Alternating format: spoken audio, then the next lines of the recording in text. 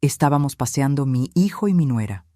Cuando fueron a pagar la cuenta, un señor dejó un sobre en la mesa y dijo: «Vas a necesitar esto esta noche». Antes de que pudiera preguntarle cualquier cosa, desapareció. Guardé el sobre en mi bolso y me fui a casa. Lo que ocurrió esa noche casi me mata. Me llamo Elena, tengo 64 años y enviudé hace 3. Mi esposo Ricardo murió de un infarto mientras dormía, y desde entonces he vivido sola en la casa que construimos juntos hace 40 años. Es una casa grande, demasiado grande para mí, pero no podía imaginarme en otro lugar. Cada rincón guardaba un recuerdo de nuestra vida juntos. Para seguir acompañando las historias de Sombra de la Tía Rosa, sigue nuestra página. Deja el nombre de tu ciudad en los comentarios para saber hasta dónde llegan mis historias. Ese martes, mi hijo Mateo me había invitado a almorzar. Eso en sí ya era extraño porque Mateo casi nunca me buscaba. Desde que se casó con Cristina hace 5 años, nuestras conversaciones se limitaban a llamadas rápidas los domingos y visitas obligatorias en Navidad. Pero ese día insistió en que saliéramos, que pasáramos tiempo juntos. Hasta sonaba emocionado por teléfono. Fuimos a un restaurante italiano en el centro, uno de esos lugares caros donde Cristina siempre quería ir. Ella pidió vino blanco y ensalada de langosta. Mateo pidió un filete que costaba más de lo que yo gastaba en comida en una semana. Yo pedí pasta simple. Me sentía incómoda con tanto lujo, pero no dije nada. Quería disfrutar el tiempo con mi hijo. Durante el almuerzo, Cristina no paró de hablar sobre su trabajo en la firma de diseño, sobre sus amigas, sobre el nuevo auto que querían comprar. Mateo apenas decía nada, solo asentía y llenaba su copa de vino una y otra vez. Yo intentaba participar en la conversación, pero Cristina me interrumpía constantemente o simplemente ignoraba mis comentarios. Cuando terminamos de comer y Mateo se levantó para pagar la cuenta, ese hombre apareció. Era mayor, tal vez de 70 y tantos años, con pelo completamente blanco y ojos azules muy claros. Vestía un traje oscuro impecable. Se acercó a nuestra mesa con pasos firmes y colocó el sobre manila frente a mí. Sus manos temblaban ligeramente. «Vas a necesitar esto esta noche», dijo con voz grave pero amable. Había algo en su mirada, una mezcla de compasión y urgencia que me heló la sangre. Antes de que pudiera responder, antes de que pudiera siquiera abrir la boca para preguntarle quién era o qué significaba eso, el hombre se dio vuelta y caminó hacia la salida. Desapareció entre la gente de la calle. «¿Quién era ese hombre?», le pregunté a Cristina, pero ella estaba concentrada en su teléfono, escribiendo mensajes con esa rapidez que tienen los jóvenes. Ni siquiera levantó la vista. Guardé el sobre en mi bolso de mano. Pesaba más de lo que esperaba. Algo me decía que no debía abrirlo ahí, frente a ellos. No sé por qué sentí eso. Solo sé que algo en mi interior me advirtió que esperara. Cuando Mateo regresó de pagar, tenía una expresión extraña en el rostro. Nerviosismo, tal vez. O culpa. No estoy segura. Cristina se levantó inmediatamente y dijo que tenían que irse, que tenían una cita importante esa tarde. Me besaron rápidamente en la mejilla y me dejaron en el restaurante. Ni siquiera se ofrecieron a llevarme a casa. Tomé un taxi de regreso. Durante todo el camino, el sobre dentro de mi bolso parecía quemarme. Mis manos sudaban. El taxista me preguntó si me sentía bien porque me vio muy pálida en el espejo retrovisor. Le dije que sí, que solo era el calor. Llegué a casa cerca de las 3 de la tarde. Me preparé un café y me senté en la sala, mirando el sobre la mesa de centro. Pasó 1 hora, luego 2. No sé por qué no lo abría. Miedo, supongo. Ese hombre no parecía peligroso, pero había algo inquietante en todo el asunto. A las 8 de la noche, cuando ya estaba oscureciendo, escuché un auto estacionarse frente a mi casa. Miré por la ventana y vi el BMW plateado de Mateo. Mi corazón se aceleró. No me habían avisado que vendrían. Salieron del auto y algo estaba mal. Mateo cargaba 2 maletas grandes. Cristina traía una caja de cartón. Abrí la puerta antes de que tocaran el timbre. «Mamá», dijo Mateo, y su voz sonaba diferente, más fría. Tenemos que hablar. Entraron sin que los invitara. Dejaron las maletas en el recibidor con un golpe seco que resonó por toda la casa. Cristina se quitó los zapatos como si ya viviera ahí y caminó directo a la cocina. La escuché abrir el refrigerador. «¿Qué está pasando?», pregunté. Mis manos temblaban. Mateo se sentó en el sofá donde Ricardo y yo habíamos visto películas durante décadas. Se frotó la cara con ambas manos y exhaló profundamente. «Mamá, Cristina está embarazada». Las palabras no entraron en mi cabeza correctamente al principio. Embarazada. Iba a ser abuela. Debería sentir alegría, pero algo en la forma en que lo dijo, en su tono de voz, me dijo que esto no era una buena noticia. No de la forma en que él lo estaba presentando. «Eso es maravilloso, hijo», dije, tratando de sonar emocionada. «¿De cuánto tiempo?» 3 meses. Cristina apareció en la entrada de la sala, con una copa de vino en la mano. Vino de mi cocina, de la botella que yo había abierto hace 2 días. «Por eso estamos aquí». Se sentó al lado de Mateo y cruzó las piernas. Me miraba con esa expresión que siempre usaba, como si yo fuera una niña tonta que no entendía cómo funcionaba el mundo. «Necesitamos esta casa», dijo simplemente. «Es lo suficientemente grande para una familia. Tu casa es muy pequeña para ti sola, de todos modos. Tiene sentido que te mudes al cuarto de servicio. Es más fácil para ti, sin escaleras, más cerca del baño». Las palabras me golpearon como puños. El cuarto de servicio. Querían que yo me mudara al cuarto de servicio en mi propia casa. «Cristina, yo», comencé, pero ella levantó una mano. «No es una discusión, Elena. Es lo mejor para todos. El bebé necesita espacio. Necesitamos el cuarto principal. El de invitados será la nursery. Ya lo decidimos». Miré a Mateo, esperando que dijera algo, que me defendiera. Mi hijo me miró por 2 segundos y luego bajó la vista hacia el piso. «Es solo temporal, mamá», murmuró, «hasta que encontremos algo más grande». Mentira. Podía ver la mentira en sus ojos. Me levanté del sofá con las piernas débiles. Caminé hasta mi bolso y saqué el sobre. Mis manos ya no temblaban. Algo frío y duro se había instalado en mi pecho. Lo abrí. Adentro había fotografías. Muchas fotografías. Mateo y Cristina entrando a una notaría. Mateo y Cristina firmando documentos. Cristina hablando con un hombre en traje, intercambiando papeles. Primeros planos de documentos que claramente eran escrituras de propiedad. Mi propiedad. La última foto me quitó el aire de los pulmones. Era de un mensaje de texto en el teléfono de Cristina, ampliado para que pudiera leer cada palabra. «Ya casi lo tenemos. La vieja nunca se dará cuenta hasta que sea demasiado tarde. En 2 semanas la casa es nuestra». Levanté la vista. Mateo se había puesto de pie. Su rostro estaba completamente blanco. «Mamá, yo puedo explicar». «¿Cuánto tiempo?», pregunté. Mi voz sonaba extraña, como si viniera de muy lejos. «¿Cuánto tiempo llevan planeando robarme mi casa?». Cristina se rió. Fue una risa corta, casi un bufido, como si mi pregunta fuera ridícula. «No te estamos robando nada, Elena. Estamos ayudándote a tomar una decisión inteligente.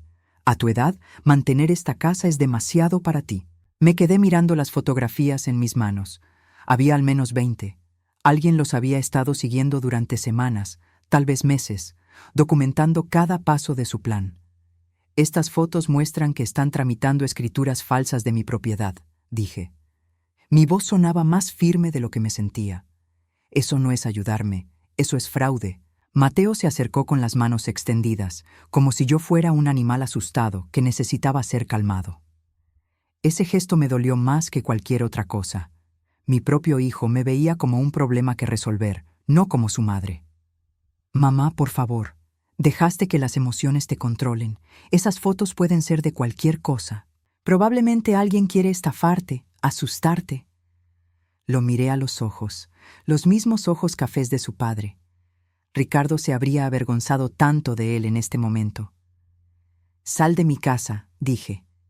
Cristina dejó su copa de vino sobre mi mesa de centro sin usar un posavasos. La mancha de condensación empezó a formarse inmediatamente en la madera que yo había pulido a mano durante años. No seas dramática. Ya te dijimos que puedes quedarte en el cuarto de servicio. Sigue siendo tu casa, solo que ahora la compartimos. Es lo justo. Sal de mi casa, repetí, más fuerte esta vez. Los dos, ahora. Mateo abrió la boca para protestar, pero algo en mi expresión debió detenerlo. Tomó a Cristina del brazo y la levantó del sofá. Ella se resistió al principio, pero finalmente cedió. «Esto no se va a quedar así», dijo Cristina mientras Mateo la arrastraba hacia la puerta. «Vamos a volver, y cuando lo hagamos será con abogados». Cerraron la puerta con tanta fuerza que los cuadros en la pared temblaron. Escuché el motor del BMW encenderse, las llantas chirriando contra el pavimento mientras se alejaban. Me senté en el sofá y dejé que las fotografías cayeran de mis manos al piso. No lloré. Eso vino después. En ese momento solo sentía un vacío inmenso, como si alguien hubiera excavado mi pecho y dejado un hueco donde antes estaba mi corazón. Esa noche no dormí. Me quedé sentada en la sala, mirando las fotografías una y otra vez, tratando de entender cuándo exactamente había perdido a mi hijo. ¿Había sido cuando se casó con Cristina? ¿O antes? ¿Había hecho algo mal al criarlo? Ricardo siempre decía que lo consentía demasiado, que le daba todo lo que pedía. Tal vez tenía razón. A las 6 de la mañana me di cuenta de que no podía seguir así. Me levanté, me bañé, me vestí. Actué como si fuera un día normal, aunque nada volvería a ser normal otra vez. Necesitaba ayuda. Tomé el teléfono y llamé al único abogado que conocía, un hombre llamado Fernando Ruiz, que había ayudado a Ricardo con algunos papeles cuando compró la casa. Contestó al tercer timbrazo. «Señora Elena, qué sorpresa. ¿En qué puedo ayudarla?» Le expliqué todo, las fotografías, la visita de Mateo y Cristina, el intento de despojarme de mi casa. Fernando escuchó en silencio, solo interrumpiendo para hacer preguntas específicas. «Traiga las fotografías a mi oficina hoy mismo», dijo finalmente. Su voz sonaba seria. «Esto es más grave de lo que piensa». Llegué a su oficina a las 10 de la mañana.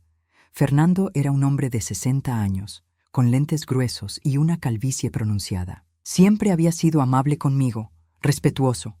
Me recibió personalmente y me hizo pasar a su oficina privada. Extendí las fotografías sobre su escritorio. Las estudió cuidadosamente, tomando notas en una libreta amarilla. «Señora Elena», dijo después de varios minutos, «estas fotografías muestran que su hijo y su nuera visitaron la Notaría Pública número 12 hace 3 semanas. Tengo contactos allí. Puedo averiguar exactamente qué tramitaron. ¿Cuánto tiempo tomará?» «Unas horas, espere aquí». Fernando salió de la oficina. Yo me quedé sola, mirando las paredes llenas de títulos y certificados. Había uno de Ricardo colgado allí también, un reconocimiento por su trabajo en la comunidad. Mi esposo había sido un buen hombre, un hombre honesto. ¿Qué hubiera hecho él en mi situación? Fernando regresó 2 horas después. Su expresión me dijo todo antes de que abriera la boca. «Intentaron registrar escrituras falsas de su propiedad a nombre de Mateo», dijo, sentándose pesadamente en su silla. «Documentos que supuestamente usted firmó dándole la casa en donación». Me quedé sin aire.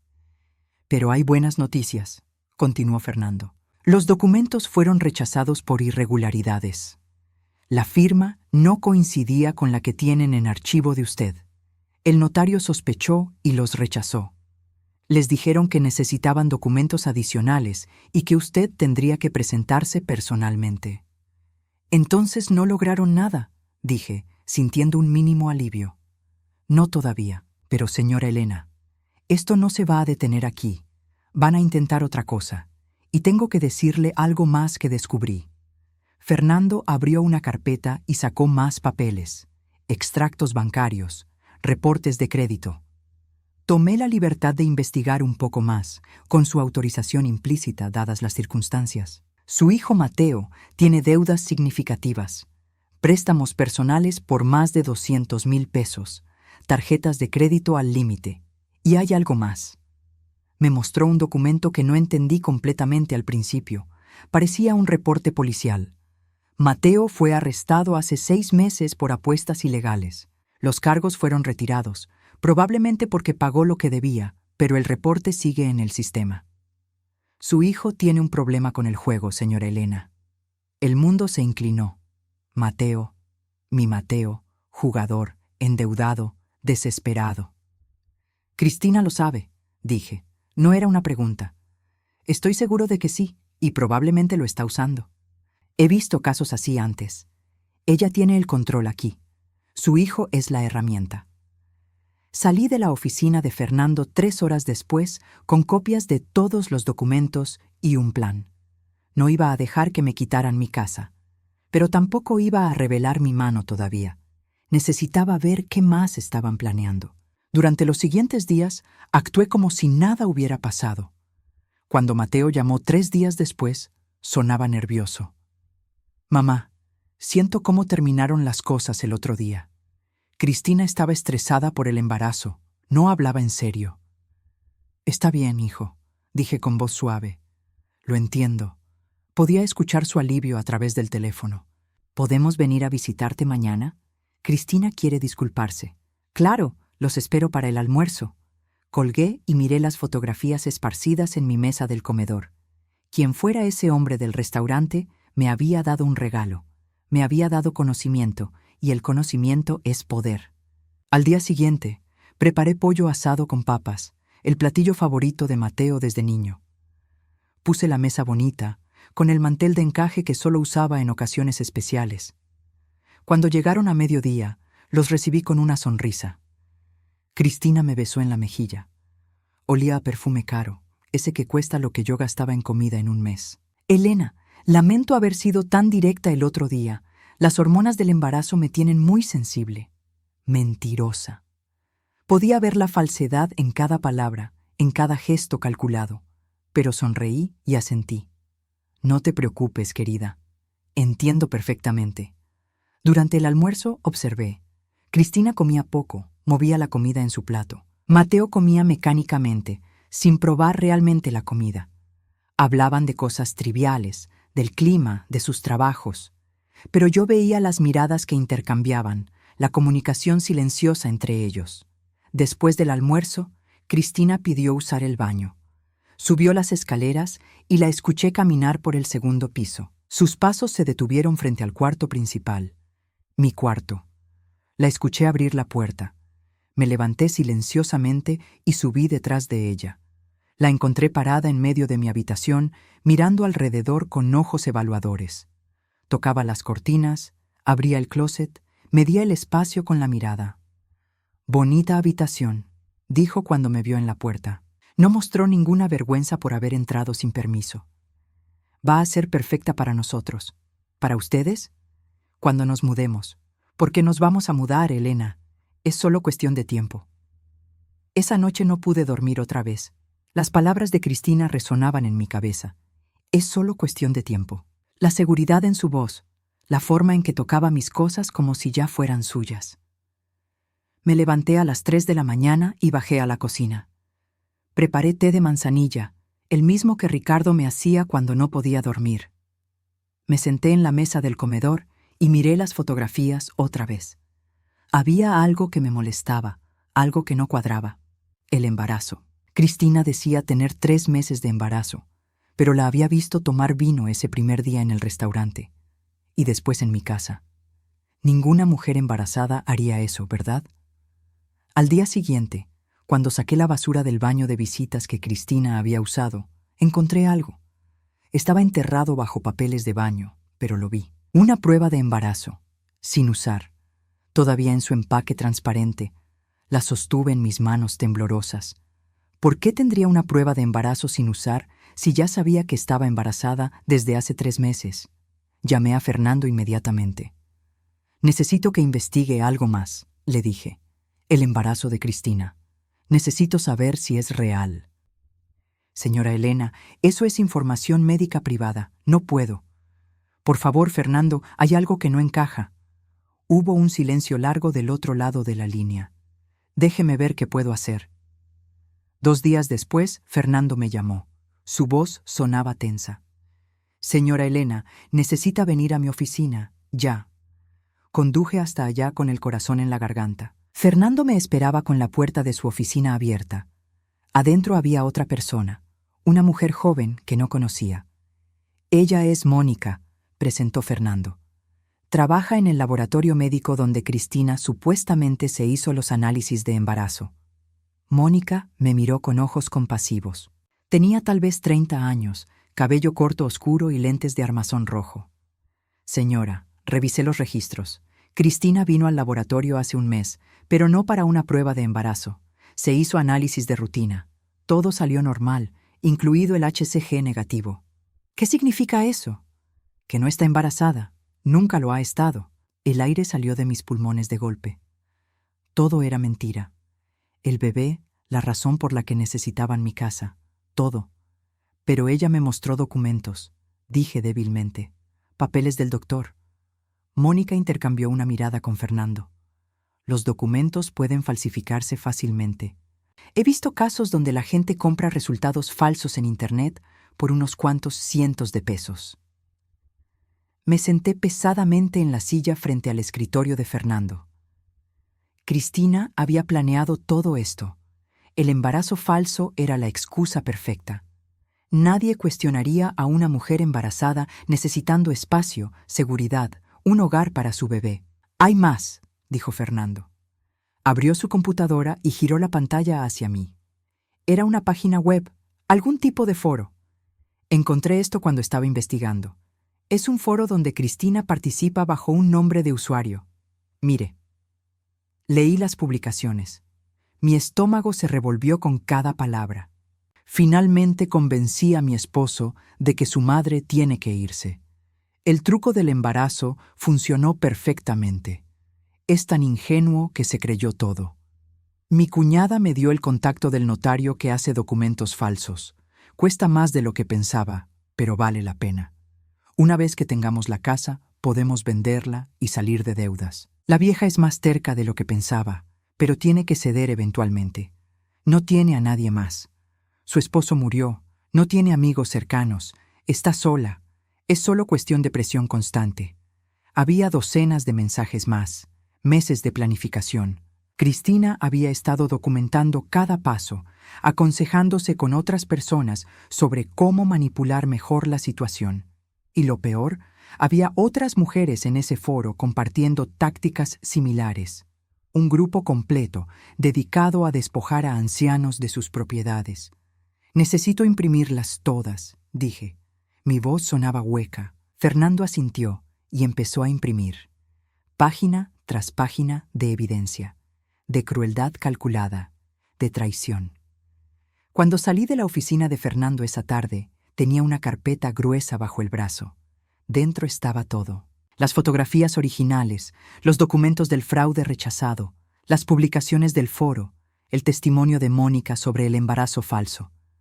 Pero todavía no sabía quién era el hombre del sobre. ¿Quién me había advertido? La respuesta llegó una semana después, de la forma más inesperada. Estaba en el supermercado comprando verduras cuando sentí una mano en mi hombro. Me di vuelta y vi a un hombre de unos 50 años, alto, con cabello oscuro salpicado de gris. Tenía los mismos ojos azules claros del hombre del restaurante. «Señora Elena, soy Gabriel Ruiz. Mi padre fue quien le dio el sobre». Me quedé mirándolo, con un manojo de zanahorias todavía en la mano. ¿Su padre? Sí, se llama Antonio Ruiz. Fue investigador privado durante 40 años antes de retirarse. También fue amigo cercano de su esposo Ricardo. Las piezas empezaron a encajar. «Ricardo lo contrató», dije. No era una pregunta. Gabriel asintió. 6 meses antes de morir. Su esposo sospechaba de Cristina desde que su hijo empezó a salir con ella. Había algo en ella que no le gustaba, algo que no podía identificar. Le pidió a mi padre que la investigara discretamente. ¿Y qué encontró? Que Cristina tiene un patrón. Usted no es la primera familia que intenta infiltrar. Hace 8 años estuvo comprometida con otro hombre, hijo único de una viuda. Lo mismo. Intentó convencerlo de que su madre le diera la casa. Cuando la familia descubrió sus intenciones, desapareció. Cambió de ciudad, cambió de apellido, empezó de nuevo. Me apoyé contra el carrito de compras. Sentía que mis piernas no me sostendrían. Su esposo dejó instrucciones muy específicas, continuó Gabriel. Si algo le pasaba, mi padre debía seguir vigilando. Y si Cristina intentaba algo contra usted, debía advertirle. Por eso el sobre. Mi padre quería que tuviera evidencia antes de que fuera demasiado tarde. ¿Por qué no me lo dieron antes? ¿Por qué esperar hasta ese día específico? Gabriel se veía incómodo. Porque mi padre sabía cuándo iban a hacer su movimiento. Tenía a alguien infiltrado en el círculo de Cristina, en ese foro donde ella publica. Sabía que ese martes iban a anunciarle sus planes. Quería que tuviera la evidencia justo antes, para que pudiera actuar rápido. ¿Dónde está su padre ahora? Quiero agradecerle. Está en el hospital.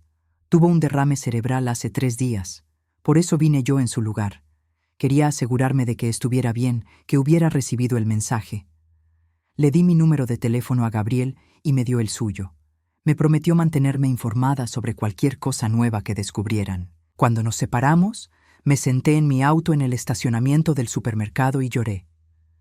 Ricardo me había estado protegiendo incluso después de muerto. Había visto el peligro y había tomado medidas. Mi esposo, mi amor, cuidándome desde la tumba. Esa noche, Mateo apareció en mi puerta, solo, sin Cristina.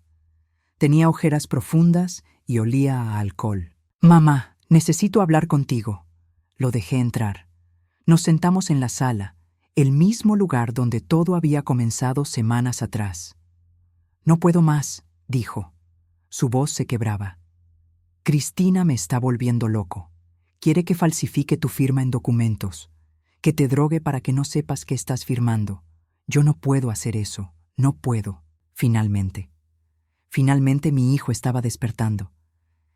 «¿El bebé es real?», le pregunté. Mateo me miró con ojos vacíos. «No lo sé.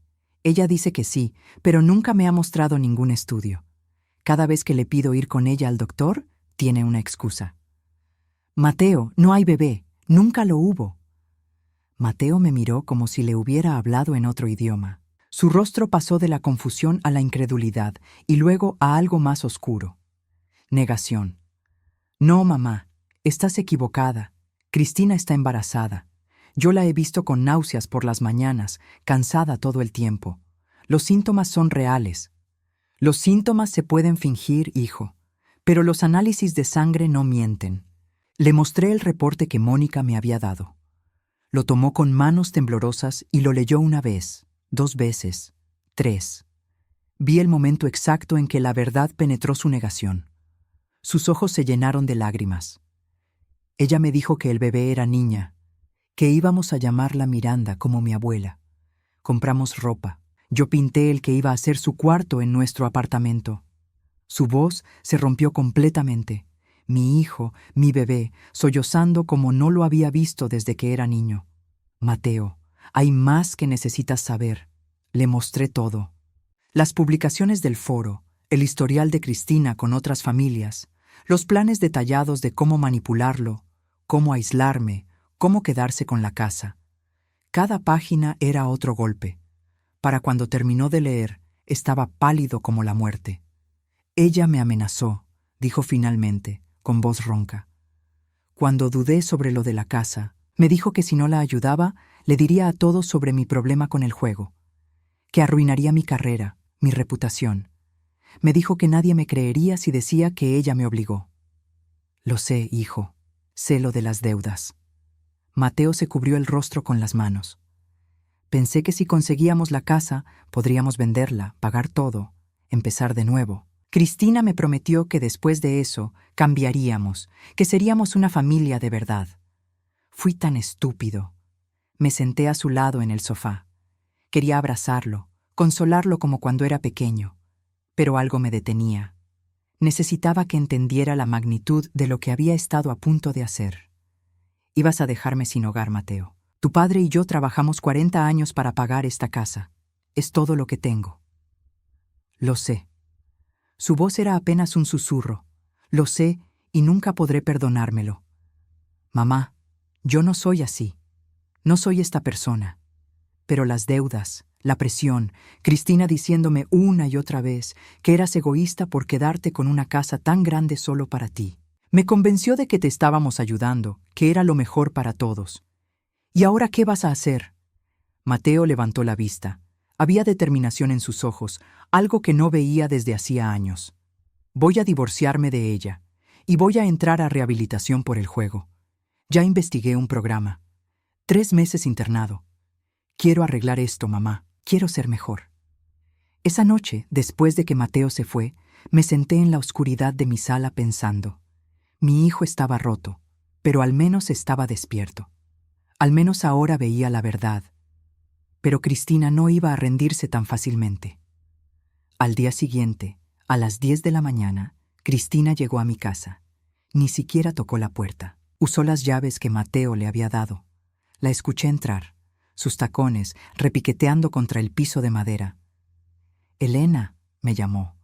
Su voz sonaba dulce, cantarina. Traje panecillos para el desayuno. Tenemos que hablar sobre la nursery. Salí de la cocina. Cristina estaba en el recibidor con una bolsa de panadería en una mano y en la otra sostenía su teléfono. Me sonrió, pero la sonrisa no llegó a sus ojos. Mateo no está aquí, le dije. Lo sé, por eso vine. Necesitamos hablar de mujer a mujer, sin él en medio complicando las cosas. Se sentó en mi sofá sin que la invitara. Dejó la bolsa sobre la mesa de centro, sacó un panecillo y le dio un mordisco. Migajas cayeron sobre mis cojines. Mira, Elena, sé que las cosas han estado tensas, pero estamos en el mismo equipo aquí. Las dos queremos lo mejor para Mateo, ¿verdad? No respondí. Solo la observé. Mateo está muy estresado últimamente, continuó. Su trabajo, las deudas. Por eso es tan importante que cooperes. Esta casa es la solución a todos nuestros problemas. Una vez que la vendamos, Mateo podrá respirar tranquilo. No voy a vender mi casa. Cristina dejó el panecillo. Su máscara de dulzura se resquebrajó apenas un poco. Elena, no seas difícil. Piensa en tu nieta. Miranda necesita estabilidad, seguridad, un padre sin deudas. No hay ninguna Miranda, nunca la hubo. El silencio que siguió fue absoluto. Cristina se quedó completamente quieta, como una estatua. Luego, lentamente, su expresión cambió. La dulzura desapareció por completo, reemplazada por algo frío y calculador. Así que ya lo sabes. Sé todo, Cristina. El embarazo falso, el foro, tu historial con otras familias. Todo. Cristina se rió. Fue una risa genuina esta vez, casi alegre. Impresionante. Subestimé a la viejita. Bien jugado. Se levantó y caminó hacia la ventana. ¿Y qué piensas hacer con esa información? ¿Ir a la policía? No tienes pruebas de nada ilegal. Mentir sobre un embarazo no es crimen. Intentar convencerte de vender tu casa tampoco. Falsificar documentos sí lo es. ¿Qué documentos? Esos papeles de la notaría fueron rechazados. Nunca se procesaron. No hay crimen si no se completó el acto. Tenía razón, y lo sabía. Fernando me había advertido sobre esto. Sin documentos finales aprobados, era difícil probar intento de fraude. Mateo me lo contó todo anoche, dije. Va a divorciarse de ti. Por primera vez, vi genuina sorpresa en el rostro de Cristina. Luego rabia. No, no lo hará. Mateo es débil. Lo he manipulado durante 5 años. 5 años, Elena. Conozco cada uno de sus miedos, cada inseguridad. Una conversación contigo no va a deshacer eso. Lo subestimas. No, tú lo sobreestimas. Es tu hijo, entonces tienes esperanza. Pero yo sé la verdad. Mateo hará lo que yo le diga porque tiene demasiado miedo de estar solo. Cristina caminó hacia la puerta, pero se detuvo antes de salir. Esto no se acaba aquí, Elena. Vas a darme esta casa, de una forma u otra. Puedo esperar. ¿Tienes, qué? 60 y tantos años? La naturaleza hará mi trabajo eventualmente. Se fue, cerrando la puerta suavemente detrás de ella. Esa suavidad fue más aterradora que cualquier portazo. Llamé a Fernando inmediatamente. Acaba de amenazarme, le dije. Directamente. ¿La grabó? No. Entonces es su palabra contra la de ella. Señora Elena, necesitamos evidencia concreta, algo que podamos usar legalmente. Colgué y me senté, pensando. Cristina tenía razón en algo. No había crimen comprobable todavía, pero había dicho algo importante. Conocía los miedos de Mateo. Lo había manipulado durante 5 años. Esa noche, Mateo me llamó. Sonaba extraño. Su voz estaba plana, sin emoción. Mamá, cometí un error anoche. Dejé que mis emociones me controlaran. Cristina y yo hablamos. Vamos a hacer que funcione. El bebé es real. Solo hubo una confusión con los laboratorios. Mateo, no. Necesito que nos des la casa, mamá. Es lo correcto. Voy a ir mañana con papeles para que firmes. Por favor, no lo hagas más difícil de lo que tiene que ser. Colgó antes de que pudiera responder. Cristina lo había recuperado. En menos de 12 horas había deshecho todo. Había encontrado las palabras exactas, los botones precisos que presionar para que Mateo volviera a caer en línea, pero había cometido un error. Me había subestimado a mí también. Llamé a Gabriel Ruiz. Necesito ayuda, le dije. Tu padre dijo que tenía a alguien infiltrado en el foro de Cristina. ¿Esa persona todavía está ahí? Sí, ¿por qué? Porque necesito tenderle una trampa, y necesito que Cristina crea que está ganando hasta el último segundo. Gabriel llegó a mi casa esa misma noche con una mujer que presentó como Sofía. Tenía unos 40 años, cabello rubio corto y una mirada inteligente que me recordó a las maestras con las que trabajé durante años. Sofía es quien se infiltró en el foro, explicó Gabriel. Ella ha estado documentando todo lo que Cristina publica. Sofía abrió su laptop sobre mi mesa del comedor. Me mostró capturas de pantalla, conversaciones privadas, planes detallados. Cristina confía en mí, dijo Sofía.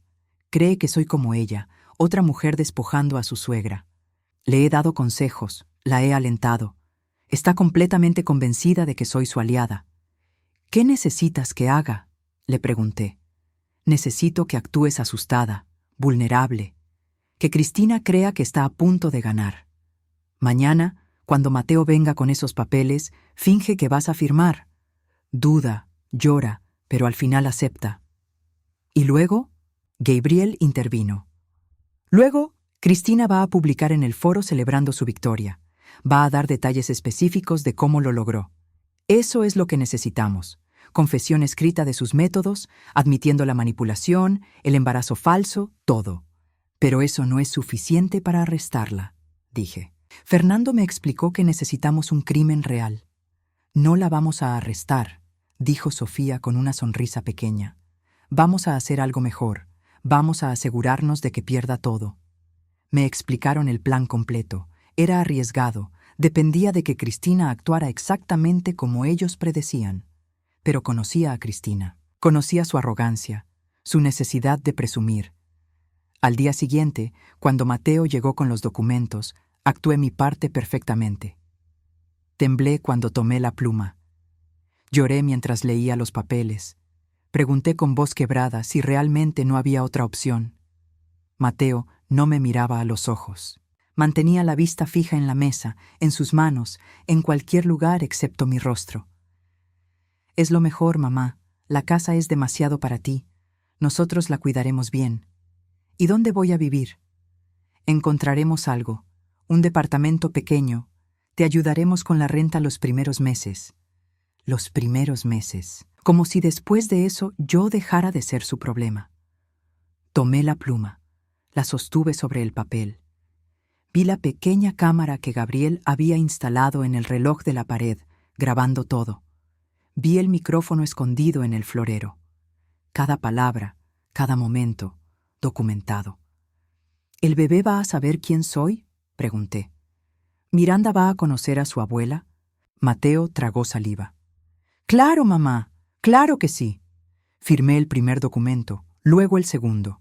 Mateo los recogió rápidamente, como si temiera que cambiara de opinión. Se levantó para irse. Mateo, lo llamé. Se detuvo en la puerta. Tu padre estaría muy decepcionado de ti. Vi sus hombros tensarse. Por un momento pensé que se daría vuelta, que diría algo. pero solo abrió la puerta y se fue. 2 horas después, Sofía me llamó. Funcionó. Cristina acaba de publicar en el foro. Espera, te leo lo que escribió.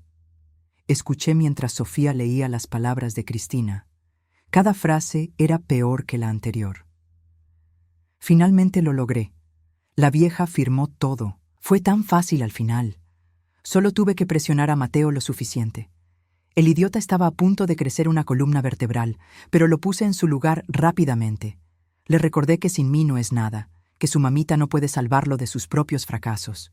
La mejor parte es que ahora puedo vender la casa, quedarme con todo el dinero y divorciarme de Mateo. Ya encontré un comprador dispuesto a pagar por encima del valor de mercado. En 2 semanas seré libre y rica. A todas las que me preguntaron cómo lo hice, aquí está el secreto. Encuentren el punto débil y presionen sin piedad. Con Mateo fue su adicción al juego y su desesperación por aprobación. Con la vieja fue su necesidad patética de familia. El embarazo falso fue genio puro, tengo que admitir. Sofía terminó de leer. Hubo un silencio. Tenemos todo lo que necesitamos, dijo finalmente. Confesión de fraude, manipulación, conspiración, está acabada. Esa noche no dormí esperando que amaneciera. Al día siguiente era sábado. Fernando había organizado una reunión en su oficina. Mateo recibiría una citación legal obligatoria. Cristina también. Llegaron por separado. Mateo primero, luciendo confundido y preocupado. Cristina, 15 minutos después, irritada. «¿Qué es esto?», exigió saber. «Tengo cosas que hacer». Fernando señaló las sillas frente a su escritorio. «Siéntense, por favor». Cuando todos estuvimos sentados, Fernando conectó su laptop a un proyector. La pared se iluminó con la imagen del foro de Cristina. «Vamos a ver algo interesante», dijo. Reprodujo todo, las publicaciones de Cristina a lo largo de meses, sus confesiones de manipulación, sus burlas hacia Mateo, sus planes detallados, y finalmente, la publicación de anoche, celebrando su victoria. El rostro de Cristina perdió todo color. Mateo se veía como si fuera a vomitar. «Esto es privado», dijo Cristina, pero su voz temblaba. «No pueden usar esto». «Es evidencia de conspiración para cometer fraude», respondió Fernando, «y está a punto de ponerse peor para usted». Reprodujo el video de ayer. Mateo presionándome para firmar, yo preguntando por Miranda, Mateo mintiendo sobre el bebé. «No hay bebé», dijo Fernando. «Nunca lo hubo. Tenemos reportes médicos que lo confirman. Usted usó un embarazo falso para manipular a su esposo y cometer fraude contra su suegra». Cristina se puso de pie bruscamente.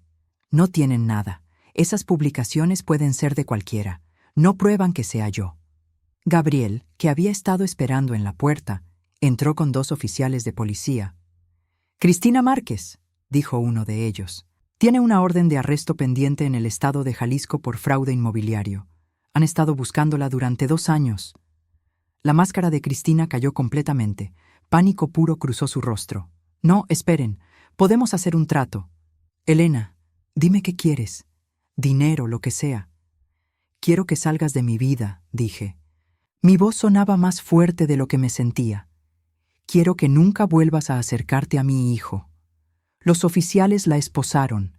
Cristina gritaba, amenazaba, suplicaba. La sacaron de la oficina mientras sus gritos se desvanecían por el pasillo. Mateo no se había movido. Seguía sentado, mirando la pantalla en blanco donde habían estado las publicaciones de Cristina. «Mamá», dijo finalmente. Su voz era apenas un susurro. Lo siento tanto. Los documentos que firmé ayer», le dije, «no eran reales, eran falsos, preparados por Fernando. Los verdaderos están a salvo». Mateo asintió lentamente. Lágrimas corrían por su rostro. «Voy a entrar a rehabilitación», dijo, «como te prometí, y cuando salgas y todavía quieres verme, voy a pasar el resto de mi vida compensándote». 3 meses, le dije. «Tienes 3 meses para arreglarte, Mateo, para encontrar quién eres sin Cristina, sin el juego, sin las mentiras. Y luego hablaremos». Se levantó y caminó hacia la puerta. Antes de salir, se dio vuelta. Papá estaría orgulloso de ti, de cómo peleaste. Tu papá me enseñó a nunca rendirme, respondí. Espero que tú aprendas lo mismo. Después de que se fue, me quedé sentada en la oficina de Fernando. Gabriel y Sofía también estaban ahí, guardando sus equipos. ¿Qué va a pasar con Cristina?, pregunté. Enfrenta múltiples cargos en Jalisco, dijo Gabriel. Más lo que hizo aquí. Va a estar en prisión por años. ¿Y Mateo? Eso depende de usted, señora Elena. Técnicamente él también participó en el intento de fraude. Pero dado que usted es la víctima, no voy a presentar cargos contra mi hijo, dije firmemente. Ya perdió suficiente. 3 meses después, estaba en mi jardín plantando rosas cuando escuché el auto detenerse frente a la casa. Reconocí el sonido del motor. Ya no era el BMW plateado. Mateo había vendido ese auto junto con todo lo que le recordaba a Cristina. Lo observé bajarse. Se veía diferente. Más delgado, pero de una forma saludable. Tenía color en las mejillas. Sus ojos, cuando me miraron desde la acera, estaban claros, sobrios. «Hola, mamá». Me quité los guantes de jardinería y me levanté. Mis rodillas protestaron. 64 años pesan en las articulaciones. ¿Terminaste el programa? Sí, 90 días completo. Reuniones diarias. Terapia. Aprendí cosas sobre mí mismo que no quería saber. Nos quedamos ahí, separados por el jardín que Ricardo había plantado hace décadas. No sabía qué decir. 3 meses no borraban 5 años de traición. No borraban el momento en que firmó documentos para quitarme mi casa. ¿Puedo pasar?, preguntó. Asentí. Caminamos hacia la casa en silencio.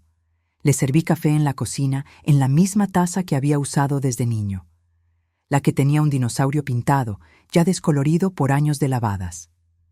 El terapeuta dice que debo hacerme responsable, comenzó Mateo.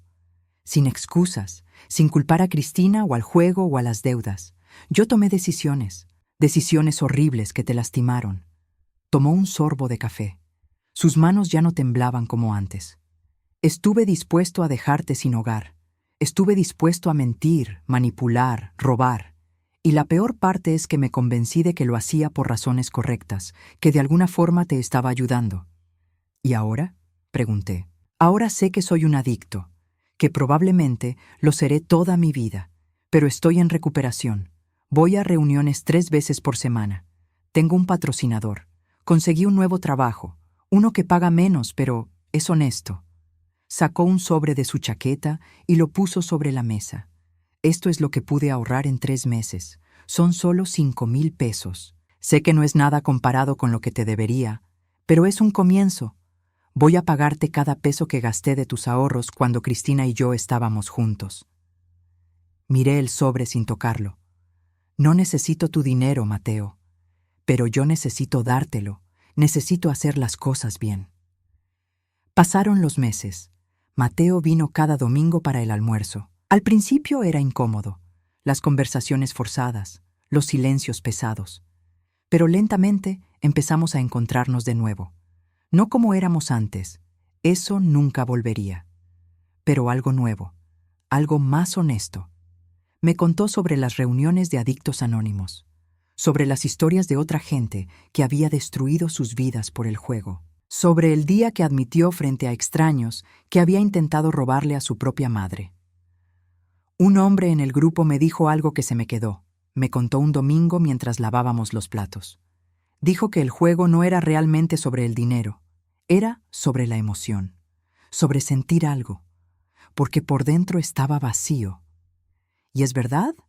Sí, después de que papá murió, me sentí perdido, como si hubiera perdido mi brújula.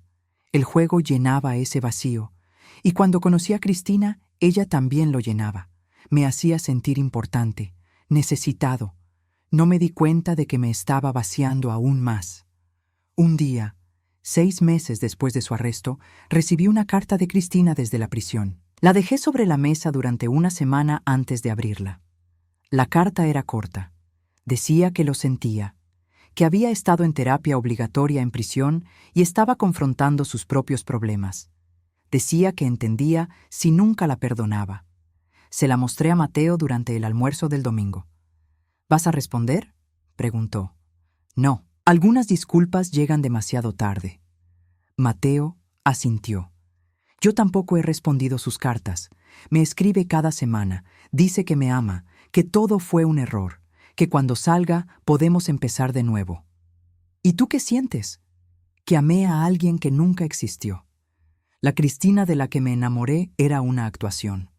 La real es la que está en prisión, y no quiero nada con ella. El divorcio se finalizó 7 meses después del arresto. Mateo no pidió nada, firmó todo lo que le pusieron enfrente. Cristina intentó pelear desde prisión, reclamar propiedad compartida, pero sus antecedentes criminales trabajaron en su contra. Un año después de aquella comida en el restaurante italiano, recibí una llamada del hospital. Gabriel me informó que su padre Antonio había fallecido. El funeral fue pequeño, solo familia cercana y algunos amigos. Yo fui. Después del servicio, Gabriel me entregó una caja. Mi padre dejó esto para usted. Instrucciones específicas de que solo se lo diera después de su muerte. La abrí esa noche en mi sala. Adentro había una carta, escrita en la letra temblorosa de un hombre mayor. Querida Elena, si estás leyendo esto, significa que finalmente descansé. Ricardo me hizo prometer que cuidaría de ti después de que él se fuera. Me hizo prometer que te protegería de cualquiera que intentara lastimarte, incluso de tu propio hijo si fuera necesario. Cuando investigué a Cristina y descubrí quién era realmente, quise decirte inmediatamente. Pero Ricardo me había advertido sobre esto. Me dijo, Antonio, Elena necesita ver la verdad por sí misma. Si se la damos, no la creerá completamente. Tiene que descubrirla. Tenía razón. Siempre tuvo razón sobre ti. Decía que eras la mujer más fuerte que había conocido, pero que no lo sabías tú misma, que habías pasado tanto tiempo cuidando a otros, que habías olvidado cuidarte. Espero que ahora lo sepas. Espero que veas lo que todos los demás vemos. Una mujer que peleó por lo que era suyo, que se levantó cuando intentaron derribarla, que tuvo misericordia incluso cuando tenía derecho a la venganza. Ricardo estaría orgulloso. Yo lo estoy. La carta continuaba con detalles sobre inversiones que Ricardo había hecho a mi nombre, cuentas que yo desconocía. Resulta que mi esposo me había dejado mucho más de lo que pensaba. No solo la casa, sino suficiente dinero para vivir cómodamente el resto de mis días. Usé parte de ese dinero para algo que había querido hacer durante años.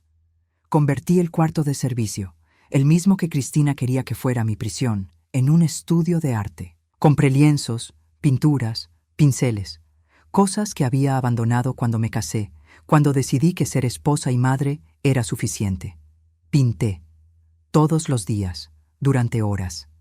Descubrí que tenía mucho que decir, mucho que expresar. Años de emociones reprimidas salieron en colores sobre tela. Mateo vino un domingo y vio mi primera pintura terminada. Era un retrato de Ricardo en el jardín, rodeado de las rosas que amaba. «Es hermoso, mamá.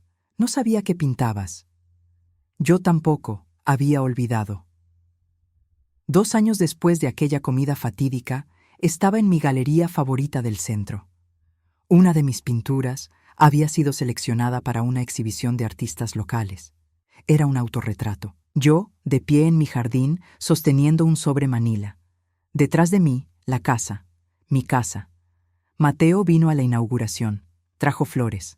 «Estoy orgulloso de ti», me dijo. «Yo también estoy orgullosa de ti», respondí. Y era verdad. Mi hijo llevaba 2 años sobrio. 2 años yendo a sus reuniones. 2 años siendo honesto. Nunca volvimos a ser como antes. Esa madre e hijo ya no existían. Pero encontramos algo nuevo. Algo construido sobre verdad en lugar de obligación. Sobre respeto en lugar de manipulación. Una tarde, mientras pintaba en mi estudio, el teléfono sonó. Era Sofía. «Elena, pensé que querrías saber. Cristina sale en libertad condicional el próximo mes». Sentí un escalofrío, pero no era miedo. Era solo un recordatorio de que algunas historias nunca terminan completamente. ¿Y? Y nada. Solo quería que lo supieras. Tiene prohibido acercarse a ti o a Mateo, pero pensé que deberías estar preparada. Colgué y volví a mi lienzo. Estaba pintando rosas otra vez. Rojas como las que Ricardo plantó, como las que yo seguía cuidando. Cristina podía salir de prisión, podía intentar empezar de nuevo, podía hacer lo que quisiera con su vida. Ya no me afectaba, ya no le tenía miedo. Había aprendido algo en estos 2 años, que la libertad real no viene de mantener a la gente lejos, viene de saber quién eres cuando intentan derribarte. Esa noche, cené sola en mi casa, mi casa. Preparé el platillo favorito de Ricardo y puse música que no había escuchado en años. Bailé en la cocina como no hacía desde que éramos jóvenes. Y cuando llegó la hora de dormir, subí a mi habitación. El cuarto principal, no el cuarto de servicio, no un asilo. Mi habitación, en mi casa, que nadie me había quitado. Me senté en la cama y miré la fotografía de Ricardo en mi mesa de noche. Lo logré, le dije. Hice lo que dijiste, me cuidé sola. Afuera, las rosas que había plantado esa mañana se mecían con el viento nocturno. Nuevas rosas, nuevas raíces, hundiéndose profundo en tierra que era mía. Y por primera vez en años, dormí toda la noche sin pesadillas, sin miedos, sin preocupaciones. Solo paz. La paz de una mujer que había peleado por lo que le pertenecía y había ganado. Sigan nuestro canal y motívenos a seguir contando las historias de las sombras de Tía Rosa. ¿Desde qué ciudad nos están viendo? Déjenlo en los comentarios para que yo sepa hasta dónde están llegando mis relatos.